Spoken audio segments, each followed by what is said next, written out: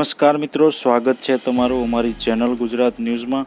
આજના તાજા અને સૌથી મોટા સમાચાર જોઈએ તો હવે ઉત્તર ગુજરાતનો વારો। હવામાન વિભાગે કરી ઉત્તર ગુજરાતમાં અતિભારે વરસાદની આગાહી।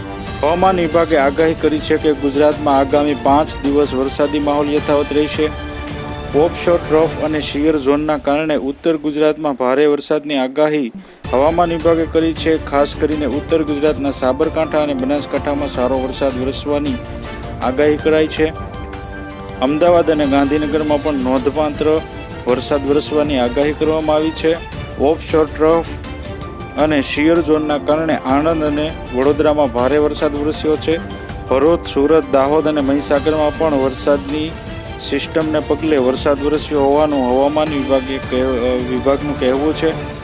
સામાન્ય રીતે ચોમાસામાં અત્યાર સુધીમાં જેટલો વરસાદ વરસવો જોઈએ તેના કરતાં 28% વધુ વરસાદ વર્તમાન ચોમાસામાં વરસ્યો હોવાનું હવામાન વિભાગના વૈજ્ઞાનિકોનું કહેવું છે। સૌરાષ્ટ્ર અને દક્ષિણ ગુજરાત બાદ હવે અહીં અતિ ભારે વરસાદના એંધાણ અંબાલાલ પટેલની આગાહી। રાજ્યમાં મધ્ય દક્ષિણ ગુજરાત અને સૌરાષ્ટ્રના વિસ્તારોમાં છેલ્લા કેટલાક દિવસથી ભારેથી અતિભારે વરસાદ વરસી રહ્યો છે। તેવામાં હવામાન વિભાગે આગામી 28 જુલાઈ સુધી રાજ્યમાં હળવાથી ભારે વરસાદ પડવાની આગાહી કરી છે। ત્યારે હવામાન નિષ્ણાત અંબાલાલ પટેલે આવતીકાલથી રાજ્યના ઉત્તર ગુજરાત સહિતના વિસ્તારોમાં ધોધમાર વરસાદ પડવાની આગાહી કરવામાં આવી છે, જેમાં આગામી 24 થી 30 જુલાઈએ વરસાદી સિસ્ટમ સક્રિય થવાથી ઉત્તર ગુજરાતના મોટાભાગના વિસ્તારોમાં ભારેથી અતિભારે વરસાદનું જોર રહેશે। બીજી તરફ રાજ્યમાં છેલ્લા 24 કલાકમાં 236 તાલુકામાં વરસાદ પડ્યો છે।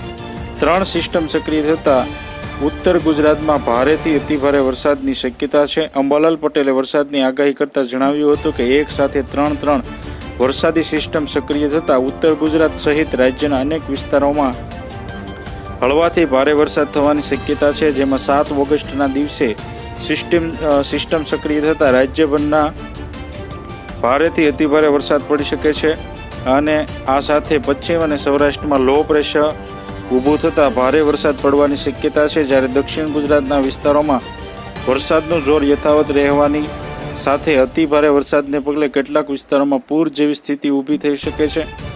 મધ્ય ગુજરાતમાં પણ ભારેથી અતિભારે વરસાદ થઈ શકે છે, જેમાં અમદાવાદ સહિતના વિસ્તારોમાં ધોધમાર વરસાદ પડવાની શક્યતા છે।